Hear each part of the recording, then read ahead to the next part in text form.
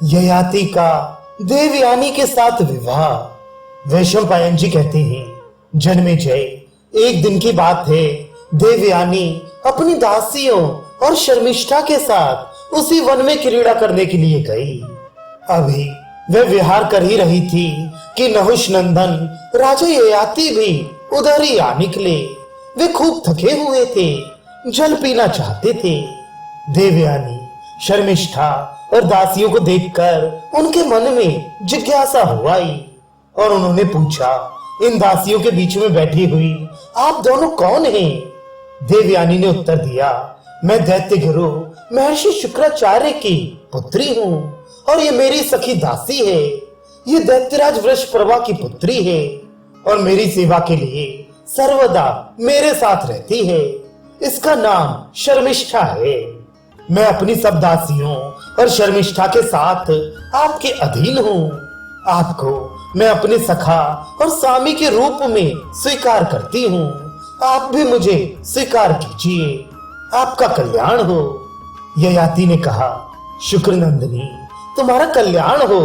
मैं तुम्हारे योग्य नहीं हूँ। तुम्हारे पिता क्षत्रिय के साथ तुम्हारा विवाह नहीं कर सकते। देवयानी ने कहा, राजन, आपसे पहले किसी ने भी मेरा हाथ नहीं पकड़ा था। कुएं से निकलते समय आपने मेरा हाथ पकड़ लिया। इसीलिए मैं आपको अपने स्वामी के रूप में वरण करती हूँ। अब भला दूसरा कोई पुरुष मेरे हाथ का स्पर्श कैसे कर सकता है? ययाति ने कहा, कल्याणी, जब तक तुम्हारे पिता स्वयं तुम्हें मेरे हाथों सौंप नहीं देते, तब तक मैं तुम्हें कैसे स्वीकार कर सकता हूँ?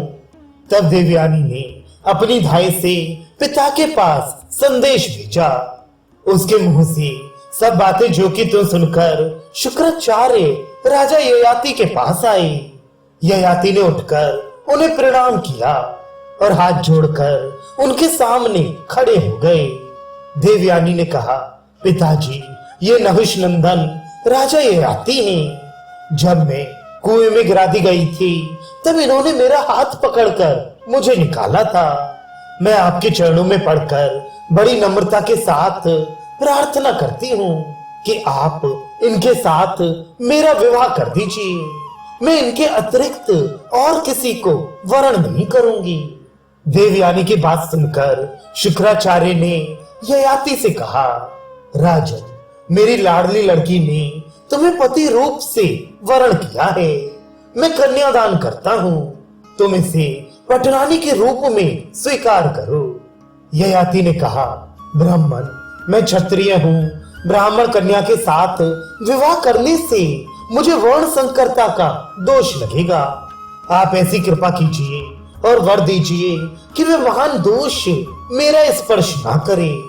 शुक्राचार्य ने कहा, तुम ये संबंध स्वीकार कर लो। किसी प्रकार की चिंता मत करो। मैं तुम्हारा पाप नष्ट किए देता हूँ। तुम मेरी पुत्री को पत्नी के रूप में स्वीकार करके धर्म का पालन करो और सुख भोगो। बेटा, वृषपर्वा की पुत्री शर्मिष्ठा का भी तुम उचित सत्कार करना, परंतु उसे कभी अपनी सेज पर मत बुलाना। तदनंतर शास्त्रोक्त विधि से देवयानी का पहाड़ी ग्रहण संस्कार संपन्न हुआ और दासी शर्मिष्ठा तथा देवयानी को लेकर ययाति ने अपनी राजधानी की यात्रा की। ययाति की राजधानी अमरावती के समान थी। वहां लौटकर उन्होंने देवयानी को तो अंतःपुर में रख दिया और शर्मिष्ठा तथा दासियों के लिए देवयानी की सम्मति से अशोक वाटिका के पास एक स्थान बनवा दिया तथा अन्न वस्त्र की समुचित व्यवस्था कर दी। राजोचित भोग भोगते बहुत वर्ष बीत गए। समय पर देवयानी को गर्भ रहा और पुत्र उत्पन्न हुआ। एक बार संयोगवश राजा ययाति अशोक वाटिका के पास जा निकले और वही शर्मिष्ठा को देखकर कुछ रुक गए।